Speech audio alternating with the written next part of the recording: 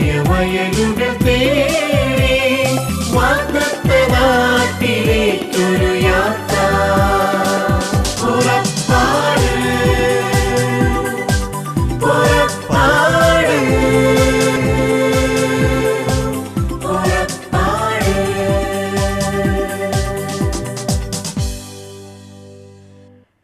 Shalom ടിവിയുടെ എല്ലാ പ്രേക്ഷകരെയും പുറപ്പാടിൻ്റെ പുതിയൊരു എപ്പിസോഡിലേക്ക് സ്നേഹത്തോടെ സ്വാഗതം ചെയ്തുകൊണ്ട് ദൈവവചനം പത്രോസ്ലീഹായുടെ ലേഖനം 1-ാമത്തെ ലേഖനം 5-ാം അധ്യായം യുവജനങ്ങൾക്ക് വേണ്ടി അല്ലെങ്കിൽ യുവാക്കൾക്ക് വേണ്ടി നൽകുന്ന ഒരു ഉപദേശമുണ്ട്. വിശ്വാസികൾക്കുള്ള ഉപദേശം എന്നാണ് അതിൻ്റെ ഹെഡിങ്.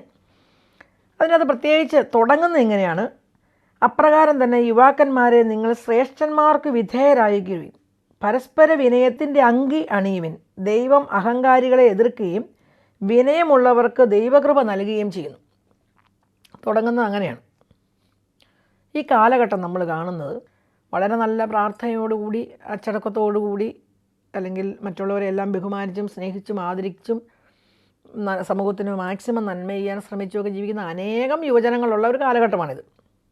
എന്നാൽ അതിൻ്റെ മറുവശത്ത് ആരെയും വിധേയപ്പെടാൻ ഇഷ്ടമില്ലാത്ത, അതായത് ഒരു കുഞ്ഞ് ഉദരത്തിൽ ജനിച്ച് അത് ഈ ഭൂമിയിലേക്ക് പിറന്ന് ഓരോ നിമിഷവും കണ്ണിമയ്ക്കാതെ അതിനെ നോക്കി വളർത്തുന്ന ഒരു ഒരു ഒരു ഒരു ജീവിതമുണ്ട് ഒരു അപ്പൻ്റെ അമ്മയുടെയും. ഒരു പക്ഷേ ഒരു ചെറിയ ഒരു നോട്ടപ്പശക് പോലും ആ കുഞ്ഞിൻ്റെ ജീവിതം തന്നെ ഇല്ലെന്നാക്കി കളയുന്നുണ്ട്. 90% മനുഷ്യരുടെയും കാര്യമാണ് ഞാൻ ഉദ്ദേശിക്കുന്നത്. അതിനെല്ലാം വിപരീതമായ 10% അപ്പനും അമ്മയും കാണും. ഉണ്ടാകുന്ന കുഞ്ഞിനെ കൊല്ലുന്നവരുടെ കഥയില്ലെന്ന് ചോദിച്ചാൽ അതും കാണും. എന്നാൽ 90% അപ്പനും അമ്മയും വളരെയധികം ത്യാഗത്തോടുകൂടി സ്നേഹത്തോടുകൂടി സഹനത്തോടുകൂടി ഈ കുഞ്ഞ് ഓരോ ഇഞ്ചും കമന്ന് വീഴുമ്പോൾ ആ സ്നേഹം അത് പിച്ച് എഴുന്നേൽക്കുമ്പോൾ അങ്ങനെ അതിനെ കാണുന്നു. അത് ഒരടി നടക്കുമ്പോൾ അപ്പനും അമ്മയും ഭയങ്കരമായിട്ട് സന്തോഷിക്കുന്നു. അല്ലെങ്കിൽ അതൊന്ന് മിണ്ടാൻ തുടങ്ങുമ്പോൾ, സംസാരിക്കാൻ തുടങ്ങുമ്പോൾ, അപ്പ അമ്മയെന്ന് വിളിക്കുമ്പോൾ ഒത്തിരിയേറെ സന്തോഷിക്കുന്നു, വലിയ അഭിമാനം തോന്നുന്നു. എന്നെ അപ്പാന്ന് വിളിച്ചു. പലപ്പോഴും കാണാം കുഞ്ഞുങ്ങളുണ്ടാകുമ്പോൾ നമ്മുടെയൊക്കെ വീടുകളിൽ നമുക്കെല്ലാവരും അത് അനുഭവിച്ചവരാണ്. അമ്മയെന്ന് വിളിക്കുന്ന കേൾക്കാനുള്ള സന്തോഷം, അപ്പാന്ന് വിളിക്കുന്ന കേൾക്കാനുള്ള സന്തോഷം.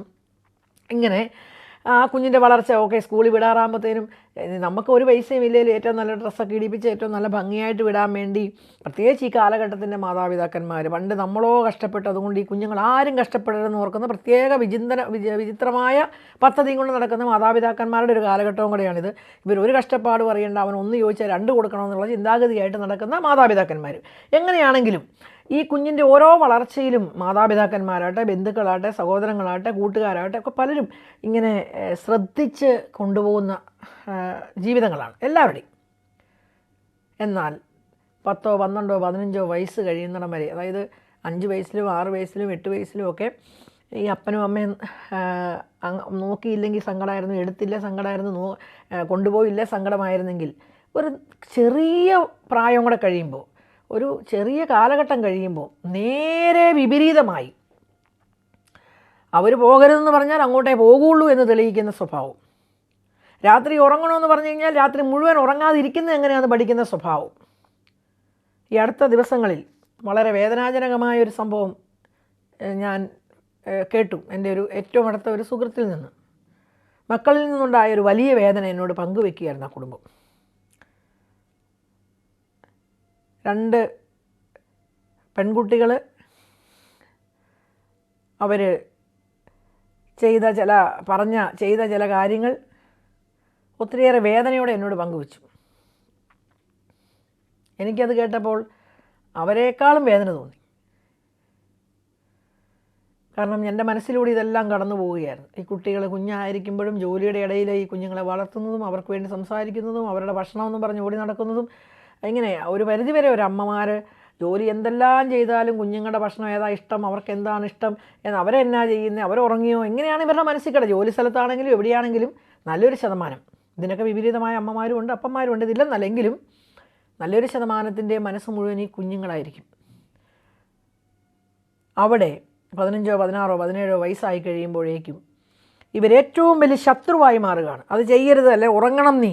12 മണി കഴിഞ്ഞും വീണ്ടും ഇരുന്നുകൊണ്ട് മൊബൈലിൽ ഇരിക്കുന്ന കാണുമ്പോഴുള്ള വേദന കൊണ്ട്, അവർക്ക് അവകാശമുള്ളത് കൊണ്ടും അവർക്ക് വേദന തോന്നുന്നത് കൊണ്ടും മരണം വരെ ഈ കുഞ്ഞിൻ്റെ ആരോഗ്യം കാണണമെന്ന് ആഗ്രഹിക്കുന്നതുകൊണ്ടും അവർ തിരുത്തുമ്പോൾ ഏറ്റവും ശത്രുതയോടെ നേരം വെളുക്കുന്നിടം വരെ എങ്ങനെ ഇരിക്കാൻ, കഥ അടച്ചിട്ടിട്ട് കഥ തുറക്കുകയില്ല, കഥ വലിയ ചിന്തിക്കാൻ സാധിക്കാത്ത രീതിയിലേക്ക് ഒരു 25 വർഷമോ അല്ലെങ്കിൽ 15 വർഷവും കൊണ്ട് സിസ്റ്റം മുഴുവൻ മാറിപ്പോയിരിക്കുന്നു. ഈ ലാസ്റ്റ് ഒരു 15 ഇയേഴ്സ്, 15 വർഷം, പ്രത്യേകിച്ച് കേരളത്തിൻ്റെയൊക്കെ മുഖം തന്നെ മാറ്റുന്ന പോലെ ജീവിതങ്ങളും മുഖവും എല്ലാം മാറുന്നു.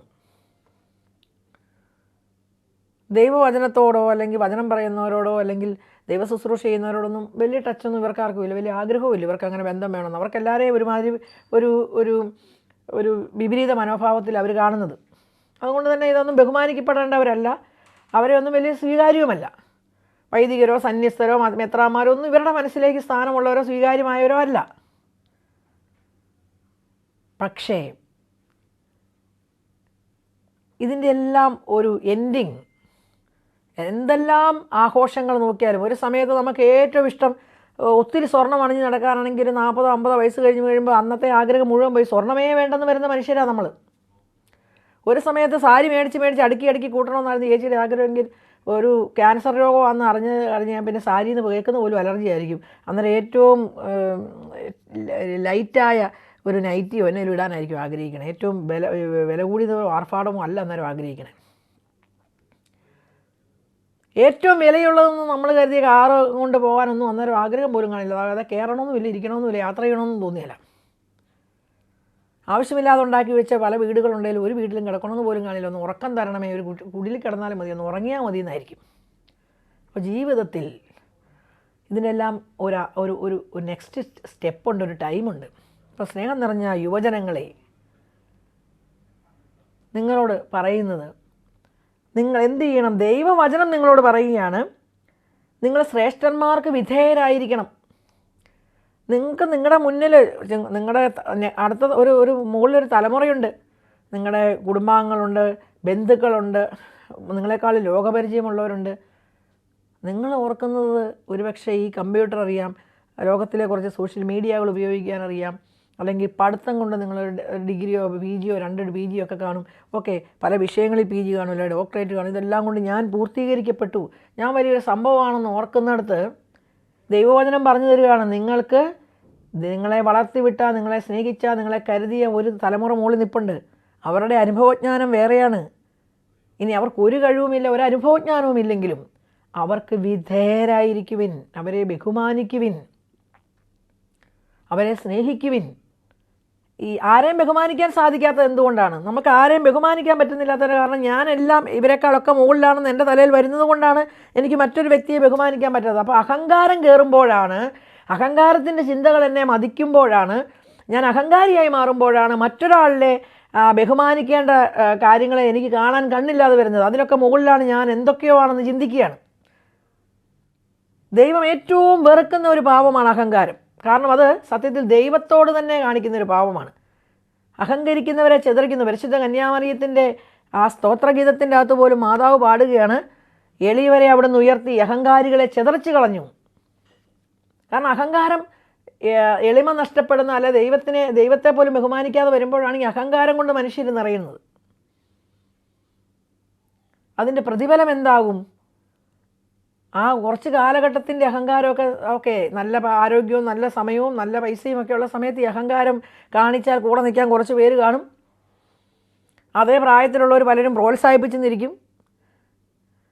അബദ്ധങ്ങൾ പറ്റുന്നത് പലപ്പോഴും അങ്ങനെയാണ്. കുറച്ചുകൂടെ പ്രായമുള്ളവർ പറയുന്ന അവരുടെ അറിവോ അവരുടെ ജീവിത പരിചയമോ വെച്ച് പറയുന്ന കാര്യത്തെ സ്വീകരിക്കാതെ സമപ്രായത്തിലുള്ളവർ പറയുന്ന അതേ ആശയങ്ങളെ, അന്ന് കൂടെ പണമുണ്ടെങ്കിലോ പ്രതാപമുണ്ടെങ്കിലോ സ്ഥാനമുണ്ടെങ്കിലോ ജോലിയുണ്ടെങ്കിലോ കൂടെ നിൽക്കുന്ന കുറച്ച് പേരെ മാത്രം ഗവനിച്ചുകൊണ്ട് മറ്റുള്ളവരെ മുഴുവൻ അപമാനിച്ചുകൊണ്ടോ അവഹേളിച്ചുകൊണ്ടോ മുന്നോട്ട് പോകുമ്പോൾ, പ്രത്യേകിച്ച് മാതാപിതാക്കന്മാരെ, ബന്ധുക്കളെ, സഹോദരങ്ങളെയൊക്കെ തിരിഞ്ഞു നോക്കാതെ, അവർക്ക് വേണ്ടി ചിന്തിക്കാതെ, അവരെന്താണ് ചെയ്യുന്നതെന്ന് പോലും ആലോചിക്കാതെ, അവർ ഈ ഭൂമിയിലുണ്ടെന്ന് പോലും അറിയാതെ ജീവിച്ചു പോകുന്ന ഒരു പ്രത്യേക ജീവിതത്തിൻ്റെ ഉടമകൾ, അതിൻ്റെ അന്ത്യം അല്ലെങ്കിൽ അതിൻ്റെ ഒരു നെക്സ്റ്റ് ഘട്ടത്തിലേക്ക് ചെല്ലുമ്പോൾ കാണിച്ചതെല്ലാം ശരിയായിരുന്നില്ല എന്ന് തോന്നുമ്പോഴത്തേനും കാലം കഴിഞ്ഞു പോകും, ജീവിതം കഴിഞ്ഞു പോകും. ഈ അടുത്ത കാലങ്ങളിലൊക്കെ ഒത്തിരിയേറെ ഡൈവേഴ്സ് കൂടി വരുന്നു. കുടുംബജീവിതങ്ങൾ പെട്ടെന്ന് ശിഥിലമായി പോകുന്നു.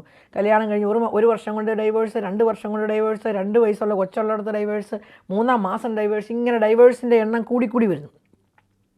കാരണം വിധേയത്വത്തിലോ അനുസരണത്തിലോ സ്നേഹത്തിലോ ഒരു വിട്ടുവീഴ്ചയിലോ വീട്ടിൽ വളർന്നിട്ടില്ല. നമ്മൾ ഈ കുടുംബജീവിതം നയിച്ചവരെല്ലാം പെർഫെക്റ്റായ കുടുംബജീവിതമായതുകൊണ്ടും ഇഷ്ടപ്പെട്ടവരവരുടെ കൂടെ മാത്രം ജീവിച്ചതുകൊണ്ടും അല്ലെങ്കിൽ ഇഷ്ടപ്പെട്ട ആശയം മാത്രമുള്ള ഒരാളെ കല്യാണം കഴിച്ചുകൊണ്ടും അല്ല പണ്ടും ജീവിച്ചു പോകുന്നത്. നേരെ വിപരീതമായ ആശയങ്ങളുള്ളവരുടെ കൂടെ ജീവിതം മുന്നോട്ട് കൊണ്ടുപോയവരാണ് ഒരു 90%. എന്നാൽ ഓക്കെ, ഒരു നിവൃത്തിയുമില്ല, പിടിച്ചു നിൽക്കാൻ പറ്റുന്നില്ലാത്ത അനുഭവങ്ങളും പ്രശ്നങ്ങളും അത് വേറെയുണ്ട്. എന്നാൽ ചെറിയ കാര്യങ്ങൾ, ഒരു 10 മിനിറ്റ് ഇരുന്ന് സംസാരിച്ചാൽ പോലും തീരുന്ന കാര്യങ്ങൾ പോലും ഡൈവോഴ്സിൽ കൊണ്ടെത്തിക്കുന്നു. കാരണം ഒരു വിട്ടുവീഴ്ച ചെയ്യാനോ ഒരു എളിമ കാണിക്കാനോ രണ്ട് കൂട്ടരും തയ്യാറല്ല. കാരണം രണ്ട് കൂട്ടരും അത് പരിശീലിച്ചിട്ടില്ല. ദൈവവചനത്തോട് ബന്ധമില്ല. ബൈബിളെടുത്ത് വായിക്കാൻ പറഞ്ഞാൽ അവരാരും തിരിഞ്ഞു നോക്കിയില്ല. പ്രാർത്ഥന എന്ന് പറയുന്നത് അവരുടെ നിഘണ്ടുവിൽ പോലുമില്ല. പ്രാർത്ഥിക്കാൻ വിളിച്ചു കഴിഞ്ഞാൽ നാണം കെടുത്തി കളയും. ചില അപ്പനും അമ്മയും പറയുന്ന കുരിശ് വരയ്ക്കാവുന്നോ അല്ലെങ്കിൽ പ്രാർത്ഥിക്കാവുന്നൊക്കെ പറയുമ്പം പറയുന്ന വാക്കുകളൊക്കെ കേട്ടാൽ എൻ്റെ പൊന്ന് ലിസി ഉറങ്ങാൻ പറ്റൂല. അതുപോലെ ദേഷ്യപ്പെടുകയാണ്. എന്നിട്ട് ആ അപ്പനും അമ്മയും പറയും, ഞങ്ങൾ ചെറുപ്പത്തിൽ 10-12 വയസ്സ് വരെയൊക്കെ ഇവരെ മുട്ട നിർത്തി കുരിശൊക്കെ വരപ്പിച്ചിട്ടുള്ളവരാണ്. 15 വയസ്സ് കഴിഞ്ഞ് പ്രീ ഡിഗ്രി അല്ലെങ്കിൽ +2 കഴിഞ്ഞ് കഴിയുമ്പം മറ്റൊരു സ്ഥലത്തേക്ക് പഠിപ്പിക്കാൻ വിട്ടു. അല്ലെങ്കിൽ കൂട്ടുകാർ മാറി, 10ാം ക്ലാസ്സിൻ്റെ തുടങ്ങി വേറെ കൂട്ടുകാരായി. എവിടെയൊക്കെയായി കൊച്ചു പോയെന്ന് ഞങ്ങൾക്ക് പോലും അറിയത്തില്ല. കൈവിട്ടു പോകുന്നു മനസ്സിൽ നിന്നും ജീവിതത്തിൽ നിന്നും. ചെറുപ്പത്തിൽ അവർക്ക് ചെയ്യാവുന്നതൊക്കെ പലരും ചെയ്തു, ചിലർ ചെയ്തുമില്ല. ചില മാതാപിതാക്കന്മാർ അന്നേരം ട്യൂഷന് വിടുക ചെയ്ത പള്ളിയും ദൈവവും ഒന്നും വേണമെന്ന് പറഞ്ഞില്ല, വചനം എന്നാന്ന് പറഞ്ഞു കൊടുത്തില്ല, ദൈവസ്നേഹം എന്നാന്നോ മറ്റുള്ള ഒരാളെ കാണുമ്പോൾ ബഹുമാനിക്കണമെന്നോ അവർ പറഞ്ഞു കൊടുത്തിട്ടുമില്ല, പഠിപ്പിച്ചിട്ടുമില്ല. അതുകൊണ്ടും പഠിക്കാത്തവരുണ്ട്. രണ്ട് കൂട്ടത്തിൽ പഠിക്കാത്തവരുണ്ട്. ചിലർ പഠിപ്പിച്ചിട്ടും പറഞ്ഞു കൊടുത്തിട്ടും പിള്ളേർ അനുസരിക്കുന്നില്ല. ചിലർ ഇതൊന്നും ഗൗനിച്ചിട്ടുമില്ല, പറഞ്ഞു കൊടുത്തിട്ടുമില്ല. അതുകൊണ്ട് പിള്ളേർ വേറെ അവരുടേതായ ലോകത്തോട് പോയി. തീർച്ചയായിട്ടും നമ്മൾ ചിന്തിക്കണം, അഹങ്കാരികളെ ചിതറിക്കുന്ന ദൈവമാണ്, അഹങ്കാരം നിലനിർത്തുന്ന ദൈവമല്ല. എത്ര ഉന്നതത്തിൽ ചെന്നിട്ട് താഴെ വരുന്നവരെ നമ്മൾ കണ്ണുകൾ കൊണ്ട് കാണുന്നുണ്ട്. 10 കോടിയല്ല 100 കോടിയല്ല 1000 കോടിയുടെ ആസ്തി ഉണ്ടെങ്കിലും നിലത്ത് വന്ന് വീഴുന്നതും പലരും ജയിലിൽ കിടക്കുന്നതും പല ജീവിതങ്ങളും താറുമാറാകുന്നതും ഒക്കെ നമ്മൾ കണ്ടിട്ടുണ്ട്. ബിസിനസ് ചെയ്തു നമ്മൾ ഓർത്ത് വലിയ സംഭവമാണ്, കുറച്ച് ദിവസം കഴിയുമ്പോൾ കേൾക്കുന്നു അവർ ജയിലിലാണ്. വലിയ കോടീശ്വരനാണെന്നൊക്കെ കുറച്ച് നേരം കേൾക്കുന്നു, അല്ലെങ്കിൽ ഭയങ്കര ലോകം മുഴുവൻ ബഹുമാനിക്കുന്നു, കുറച്ച് നേരം കഴിയുമ്പോൾ കേൾക്കുന്നു അടുത്ത പ്രശ്നമാണെന്ന്. അപ്പോൾ ഇതുകൊണ്ടൊന്നുമല്ല ഈ ജീവിതം സന്തോഷകരമായിട്ട് പോകുന്നതെന്നുള്ളതിൻ്റെ ഏറ്റവും വലിയ തെളിവുകളുമാണത്. ഏറ്റവും വലിയ സ്ഥാനമുണ്ടായിരുന്നു, പിറ്റേ ദിവസം അഴിമതി കേസിൽ പ്രതിയാണെന്ന് കേൾക്കാം.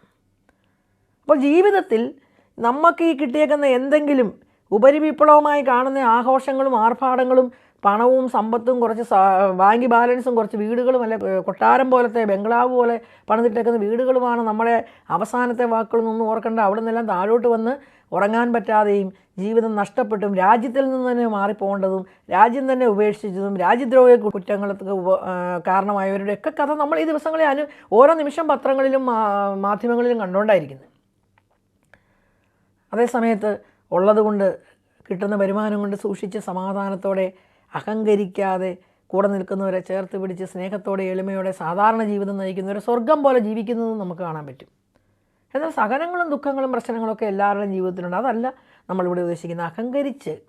അഹങ്കാരത്തോടെ ആരെയും ബഹുമാനിക്കാതെ വിധേയത്വമില്ലാതെ വിട്ടുവീഴ്ചയില്ലാതെ പോകുന്ന ജീവിതങ്ങൾ വലിയ വില കൊടുക്കുകയും ഉത്തരം പറയുകയും ചെയ്യേണ്ട, എല്ലാം കഴിഞ്ഞ് തിരിഞ്ഞു നിന്ന് നോക്കുമ്പോൾ ഒന്നുമില്ലെന്ന് മനസ്സിലാവുന്ന ഒരു പ്രായം വരുമ്പോൾ, ഒരു 10-50 വയസ്സൊക്കെ ആകുമ്പം തിരിഞ്ഞു നോക്കുമ്പം കാണിച്ചതെല്ലാം തെറ്റിപ്പോയി എന്ന് മനസ്സിലാവും. അവിടെ ദൈവവചനം നമ്മളോട് ഇപ്പോഴേ പറഞ്ഞു തരികയാണ്, യുവാക്കളെ യുവജനങ്ങളെ നിങ്ങൾക്കൊരു അഹങ്കാരത്തിൻ്റെ മുഖമല്ല വേണ്ടത്. നിങ്ങൾക്കൊരു സ്നേഹത്തിൻ്റെ മുഖം, നിങ്ങൾക്കൊരു വിധേയത്വത്തിൻ്റെ മുഖം, നിങ്ങളുടെ ഒരു എളിമയുടെ മുഖം, നന്മയുടെ മുഖം. ഒത്തിരി കഴിവുള്ള കുട്ടികളാണ് ഇപ്പോഴത്തെ യുവജനങ്ങൾ. പഴയ കാലഘട്ടത്തിൻ്റെ ഒന്നുമില്ല. അവർക്ക് നല്ല ബുദ്ധിയുണ്ട്, ജ്ഞാനമുണ്ട്, സാധ്യതകളുണ്ട്. അതൊക്കെ നന്മയ്ക്കായിട്ട് ഉപയോഗിച്ച്, നല്ല കാര്യത്തിനായി ഉപയോഗിച്ച്, സമൂഹത്തിൻ്റെ നന്മയ്ക്കും കുടുംബത്തിൻ്റെ സമാധാനത്തിനുമായി ഉപയോഗിച്ചാൽ, ഈ അടുത്ത കാലത്തൊക്കെ പല പ്രശ്നങ്ങളിലും ചെന്ന് പെടുന്ന പല മനുഷ്യരെയും നമ്മൾ ശ്രദ്ധിക്കാറുണ്ട്. എന്താ അവരുടെ എക്സ്ട്രാ ടാലൻറ്റഡാണ് അവർ, എക്സ്ട്രാ കഴിവുകളുണ്ട്. അത് നീതിപൂർവ്വം സത്യസന്ധതയോടെ നന്മയിലേക്കാണ് ഉപയോഗിച്ചിരുന്നെങ്കിൽ ഈ സമൂഹത്തിന് തന്നെ എന്തെല്ലാം ഉപകാരം കിട്ടുമായിരുന്നു. അതെവിടെയോ വഴി മാറിപ്പോയപ്പോൾ വലിയ ദുരന്തത്തിലേക്ക് ചെന്നു. സമൂഹത്തിനും ഉപദ്രവമായി, കുടുംബത്തിനും ഉപദ്രവമായി, അവരുടെ ജീവിതവും തീർന്നു. അപ്പോൾ നമ്മളോട് ദൈവവചനം പറഞ്ഞു തരികയാണ്, വിവേകത്തോടെ എളിമയോടെ സ്നേഹത്തോടെ മറ്റുള്ളവരെ ബഹുമാനിച്ചും അനുസരിച്ചും ഒക്കെ ജീവിച്ചതുകൊണ്ട് അതൊരു നാണക്കേടെയല്ല. 40 വയസ്സുള്ളപ്പോഴും അമ്മ തല്ലിയാൽ നിന്ന് മേടിക്കുന്ന ഒരു മകനെ ആരും നാണം കെടുത്തുകയല്ല ചെയ്യുന്നത്. എത്ര നല്ല മകനാണ് അവനെന്നേ പറയുള്ളൂ. ആ അമ്മയുടെ ആ അധികാരത്തെയും അമ്മയുടെ ആ സ്നേഹത്തെയും അവൻ ബഹുമാനിക്കുകയാണത്. അതേസമയം 10 വയസ്സിലെ അമ്മ പറഞ്ഞാൽ അമ്മേനെ തല്ലിയിട്ട് പോകുന്ന മക്കളെ ലോകം വിവേകമുള്ള ആരും ബഹുമാനിക്കില്ല. അത് ഇഷ്ടമാണെന്നും നല്ലതാണെന്നും പറയുന്ന മനുഷ്യർ ഇപ്പോഴത്തെ കാലത്ത് ഒത്തിരി കാണും. എന്നാൽ അത് വിവേകമുള്ള ദൈവഭയമുള്ള ആരും അതിനെ പ്രോത്സാഹിപ്പിക്കില്ല. നീതിയുള്ള ആരും അതിനെ പ്രോത്സാഹിപ്പിക്കില്ല. സർവ്വതിന്മയും ചെയ്യാനും അത് ലോകത്തിലോട് വിളിച്ചു പറയാനും ഇഷ്ടമുള്ള ഒരു ലോകത്താണ് നമ്മൾ ജീവിക്കുന്നത്. അത് കാണിക്കുന്ന ലോകത്താണ് നമ്മൾ ജീവിക്കുന്നത്. എന്നാൽ പക്വതയുള്ള സ്നേഹമുള്ളവർ തിന്മ ലോകത്ത് പെരുകാതിരിക്കാൻ വേണ്ടി ആഗ്രഹിക്കുകയും പ്രാർത്ഥിക്കുകയും ചെയ്യുന്നവരായിരിക്കും.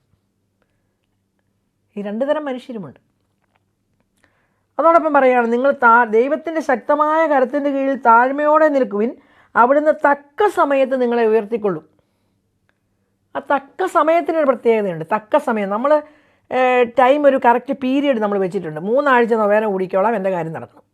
IELTS എനിക്ക് പാസ്സായി കിട്ടണം, ഞാൻ 7 പ്രാവശ്യം പോയി തിരികെത്തിക്കാം. നമ്മളൊക്കെ കറക്റ്റ് ഒരു ഷെഡ്യൂളൊക്കെ വെച്ചിട്ട് ദൈവത്തെ കൊണ്ട് ഇങ്ങനെ പണി ഇങ്ങനെ കൃത്യമായിട്ട് എടുപ്പിക്കുന്ന ചില മനുഷ്യരുടെ സ്വഭാവം നമ്മൾ കണ്ടിട്ടുണ്ട്. 7 ആഴ്ച ഞാൻ ഇന്നത് ചെയ്യും, എൻ്റെ കാര്യം ഇന്നപോലെ നടക്കണം, ഇന്ന ഡേറ്റ് നടക്കണം.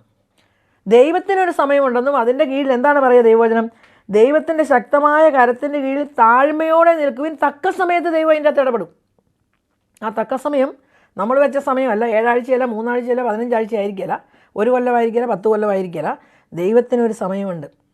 ആ സമയത്ത് ദൈവം നമ്മളെ ഉയർത്തേണ്ടതുപോലെ ഉയർത്തും.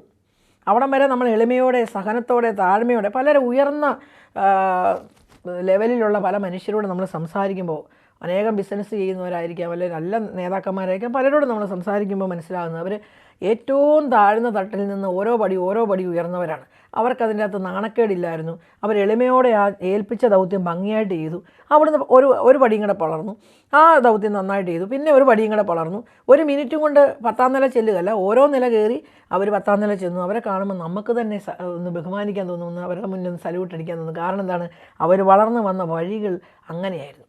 ഏത് പ്രതികൂലത്തിൻ്റെ അകത്തൂടെ അവർ താഴ്മയോടെ, സ്നേഹത്തോടെ നന്നായിട്ട് പിടിച്ചു നിന്ന് വളർന്നു വന്നു. അപ്പോൾ അതാണ് ദൈവവചനം ഉദ്ദേശിക്കുന്നത്. അതാണ് ദൈവത്തിൻ്റെ സമയത്ത്, തക്ക സമയത്ത് ദൈവം നിങ്ങളെ ഉയർത്തും.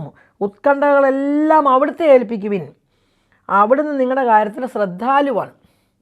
1000 കൂട്ട ഉത്കണ്ഠകളാണ് ഇപ്പോൾ. പഠിപ്പിക്കാൻ വിട്ടവരെ ഓർത്ത് പ്രശ്നം, പഠിപ്പിച്ചിട്ട് വന്നവരെ ഓർത്ത് പ്രശ്നം, കല്യാണം നടന്നവരെ ഓർത്ത് പ്രശ്നം, കല്യാണം നടക്കാത്തവരെ ഓർത്ത് പ്രശ്നം, ഡൈവേഴ്സിന് കൊടുത്തവരെ ഓർത്ത് പ്രശ്നം, കൊടുക്കുമോ എന്ന് ഓർത്ത് പ്രശ്നം. ഇങ്ങനെ ഓരോ നിമിഷവും ഉത്കണ്ഠയ്ക്കകത്താണ് നമ്മൾ ജീവിക്കുന്നത്.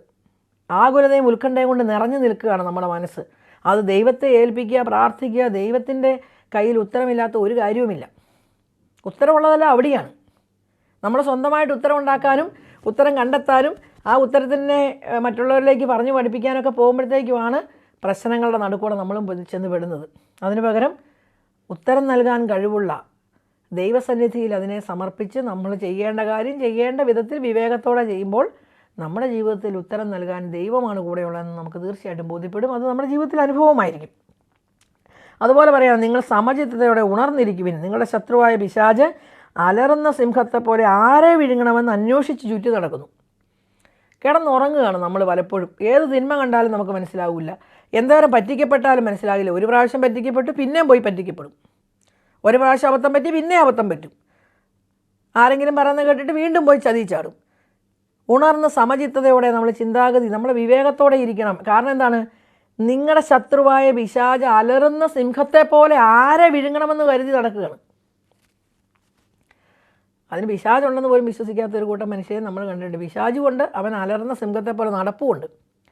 അവൻ ആരെ വിഴുങ്ങണ്ടേന്ന് ഇങ്ങനെ ഓടിയാണ് നടക്കണേ. അവിടെ പോയി നമ്മൾ അവൻ്റെ മുന്നിൽ ചെന്ന് നിന്നാൽ എന്നെ വിഴുങ്ങിക്കൂ എന്ന് പറഞ്ഞ് കൊടുക്കരുത്. ശവമുള്ളിടത്ത് കഴുകന്മാർ കൂടും. ശവമായി കിടക്കാൻ നിന്നാൽ കഴുകന്മാർ വന്ന് നമ്മളെ തിന്നിട്ട് പോകും. അപ്പോൾ ശവമാക്കാൻ വേണ്ടി പലരും ശ്രമിച്ചുകൊണ്ടേയിരിക്കും. അവിടെയാണ് നമ്മൾ എന്ത് ചെയ്യേണ്ടത്? ഉണർന്നിരിക്കണം, എഴുന്നേൽക്കുക, പ്രകാശിക്കുക. ദൈവത്തിൻ്റെ പ്രകാശം വന്നിരിക്കുന്നു. യഹോവയുടെ തേജസ് എൻ്റെ മേൽ ഉദിച്ചിരിക്കുന്നു. പ്രകാശിക്കുന്നവരും എഴുന്നേറ്റ് നിൽക്കുന്നവരും മറ്റുള്ളവരെ പ്രകാശിപ്പിക്കുന്നവരും ആ ദൈവത്തിൻ്റെ പ്രകാശം സ്വന്തം മുഖത്ത് പ്രകാശോഭിക്കുന്നവരുമായി മാറുമ്പോഴാണ് ക്രിസ്തീയ ദൗത്യം പൂർത്തിയാകുന്നത്. അതുകൊണ്ടാണ് ഉണർന്നിരിക്കുക. സാത്താൻ അലറുന്ന സിംഹം പോലെ നിൻ്റെ അടുത്തുണ്ട്. സൂക്ഷിക്കുക. അത് കള്ളപ്രവാചകന്മാരായിട്ടും വ്യാജ പ്രബോധകന്മാരായിട്ടും ദൈവത്തിൻ്റെ ശുശ്രൂഷകരാണെന്ന പേരിലും വളരെയധികം തന്ത്രങ്ങൾ ഉപയോഗിച്ചൊക്കെ നമ്മുടെ മുന്നിൽ വരാം. നേരെ പിശാചായിട്ട് വന്നാൽ നമ്മൾ സൂക്ഷിക്കും. പക്ഷേ വരുന്നത് കുഞ്ഞാടിൻ്റെ വേഷം ഇട്ടിട്ട് വരും. ചെന്നായുടെ വേഷത്തിൽ വന്നാൽ നമ്മൾ പേടിച്ചോടുമെന്നറിയാം. അതുകൊണ്ട് വേഷം കുഞ്ഞാടിൻ്റെ ആയിരിക്കും, അകത്ത് ചെന്നായായിരിക്കും. വിവേകത്തോടെ സൂക്ഷ്മതയോടെ ഉണർന്നിരിക്കുക. കാരണം അലറുന്ന സിംഹത്തെ പോലെ ആഴയെ വിഴുങ്ങേണ്ടു എന്ന് കരുതി ഇതാ പിശാച് നടക്കുന്നു എന്ന് ദൈവവചനം നമ്മളെ പഠിപ്പിക്കുകയാണ്. വിശ്വാസത്തിൽ ഉറച്ചു നിന്നുകൊണ്ട് അതിനെ എതിർക്കുവിൻ. അതാണ് ദൈവവചനം നമ്മളെ ഏറ്റവും ശക്തമായി ബോധ്യപ്പെടുത്തുന്നത്.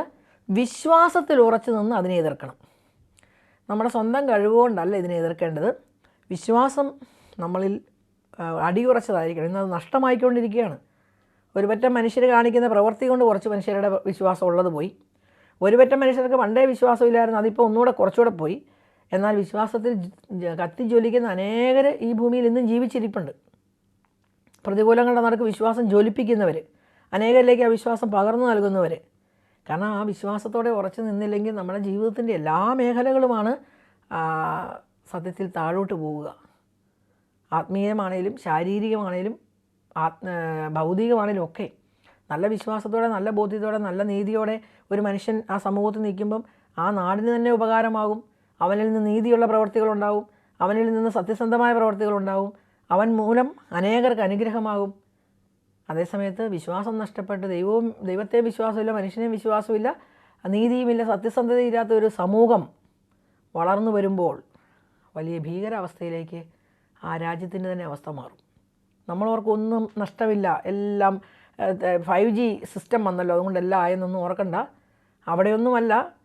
സ്നേഹവും നന്മയും വിശ്വാസവും എല്ലാം നഷ്ടപ്പെടുന്ന ഒരു സമൂഹം വളർന്നു വന്നാൽ രാജ്യത്തിൻ്റെ തന്നെ അധപതനമായിരിക്കും.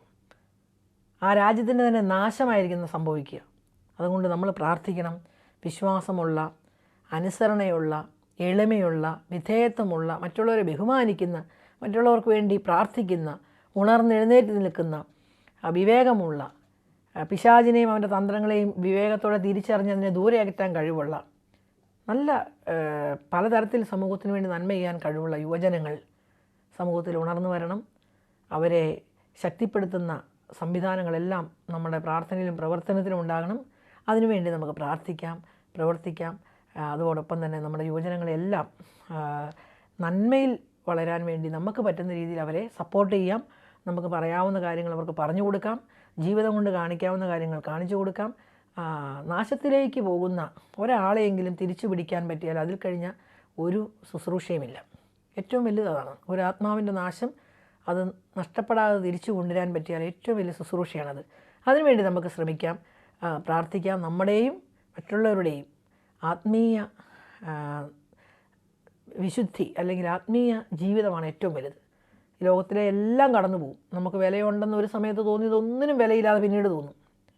നമുക്ക് തന്നെ അറിയാം, കൊറോണ വന്ന് ഒരു സമയം നമുക്ക് വളരെ ഭീകരമായ അവസ്ഥ. അന്നൊന്നും വേണമെന്ന് ആരും ഓർത്തില്ല, എങ്ങനെയും ജീവൻ മതി എന്നാണ് എല്ലാവരും ഓർത്തേ. അല്ലെങ്കിൽ നല്ലൊരു പനി വന്നാൽ മതി, ഏറ്റവും നല്ല ഭക്ഷണമൊന്നും വേണ്ട അന്നേരം. ഒട്ടും നമുക്ക് അന്ന് വരെ ഇഷ്ടപ്പെടാത്ത കട്ടൻ കാപ്പിയോ അല്ലെങ്കിൽ എന്തെലിച്ചിരി പൊടിയേരി കഞ്ഞിയോ മതി എന്ന് പറയും. ലോകത്തിലെ ഏറ്റവും വിഭവസമൃദ്ധമായ ഭക്ഷണം മുന്നേ ഇരുന്നാലും കഴിക്കണമെന്ന് നിർബന്ധമില്ല. ഒരൊറ്റ പനി വന്ന് നാവിലെ ടേസ്റ്റ് പോയാൽ മതി. അപ്പോൾ ഏറ്റവും വിലയുണ്ടെന്ന് നമുക്ക് തോന്നുന്നൊന്നും വിലയില്ലാത്തതായി മാറാൻ അധികം സമയമൊന്നും വേണ്ട. അതുകൊണ്ട് ഏറ്റവും വിലയുള്ള നീതിയായ ദൈവത്തെ അറിയാൻ, ആ ക്രിസ്തുവിനെ അറിയാൻ, ആ ക്രിസ്തുവിനെ സ്നേഹിക്കാൻ, ആ ക്രിസ്തുവിനെ മറ്റുള്ളവർക്ക് പകർന്നു കൊടുക്കുവാൻ, പ്രത്യേകിച്ച് യുവജനങ്ങൾക്ക് മാതൃകയായി മാറുവാൻ നമുക്ക് ശ്രമിക്കാം, പ്രാർത്ഥിക്കാം. ആമേൻ.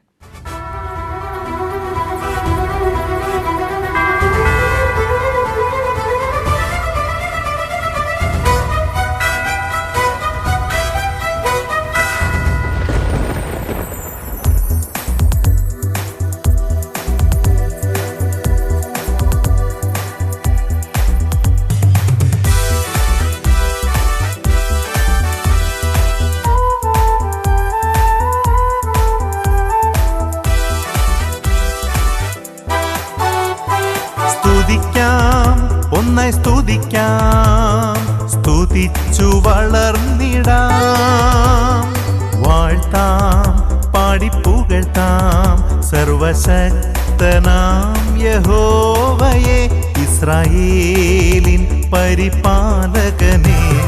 സ്തുതിക്കാം, ഒന്നായി സ്തുതിക്കാം, സ്തുതിച്ചു വളർന്നിടാം, വാഴ്ത്താം, വാഴ്ത്താം പാടിപ്പുകഴ്ത്താം സർവശക്തനാം യഹോവയെ ഇസ്രായേലിൻ പരിപാലകനെ. ജെറിക്കോതൻ മതിലുകൾ തകർത്താൻ സ്തുതിയുടെ ആർപ്പുകൾ ഉയർത്താം. ശത്രുവിന്മേൽ ജയം നേടാൻ ആത്മാവിൻ ആയുധങ്ങൾ ധരിക്കാം. ജെറിക്കോതൻ മതിലുകൾ തകർത്താൻ സ്തുതിയുടെ ആർപ്പുകൾ ഉയർത്താം. ശത്രുവിന്മേൽ ജയം നേടാൻ ആത്മാവിൻ ആയുധങ്ങൾ ധരിക്കാം.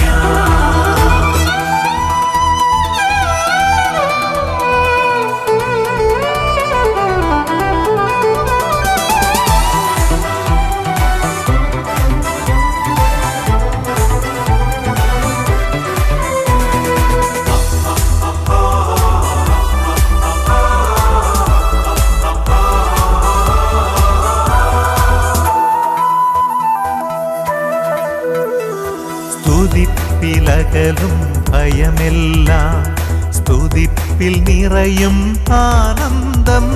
സ്തുതിയാൽ വരങ്ങളിൽ വളർന്നിടാം, സ്തുതിയാൽ സ്നേഹത്തിൽ ജ്വലിച്ചിടാം.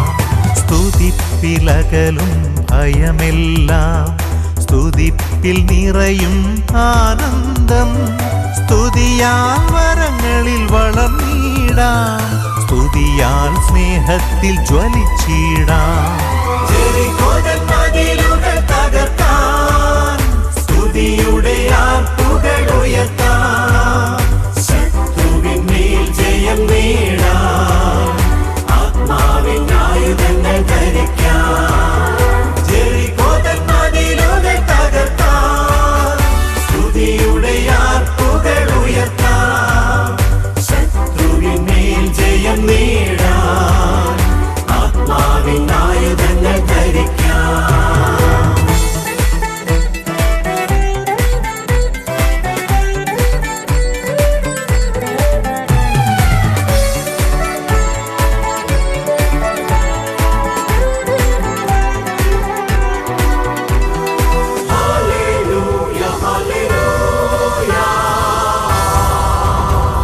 സ്തുതിയാൽ സിംഹത്തിൻ വായ് പൂട്ടും, സ്തുതിയാൽ തീച്ചൂള കെടുത്തിയിടും. സ്തുതിയാൽ ചെങ്കടൽ പിളർന്നിടും, സ്തുതിയാൽ യോർദാൻ കടന്നിടും. സ്തുതിയാൽ സിംഹത്തിൻ വായ് പൂട്ടും, സ്തുതിയാൽ തീച്ചൂള കെടുത്തിയിടും. സ്തുതിയാൽ ചെങ്കടൽ പിളർന്നിടും, സ്തുതിയാൽ യോർദാൻ കടന്നിടും. ജെറിക്കോതൻ മതിലുകൾ തകർത്താൻ സ്തുതിയുടെ ആർപ്പുകൾ ഉയർത്താം. ശത്രുവിന്മേൽ ജയം നേടാൻ ആത്മാവിൻ ആയുധങ്ങൾ ധരിക്കാം. ജെറിക്കോതൻ മതിലുകൾ തകർത്താൻ സ്തുതിയുടെ ആർപ്പുകൾ ഉയർത്താം. ശത്രുവിന്മേൽ ജയം നേടാൻ ആത്മാവിൻ ആയുധങ്ങൾ ധരിക്കാം. ജെറിക്കോതൻ മതിലുകൾ തകർത്താൻ സ്തുതിയുടെ ആർപ്പുകൾ ഉയർത്താം. ശത്രുവിന്മേൽ ജയം നേടാൻ ആത്മാവിൻ ആയുധങ്ങൾ ധരിക്കാം.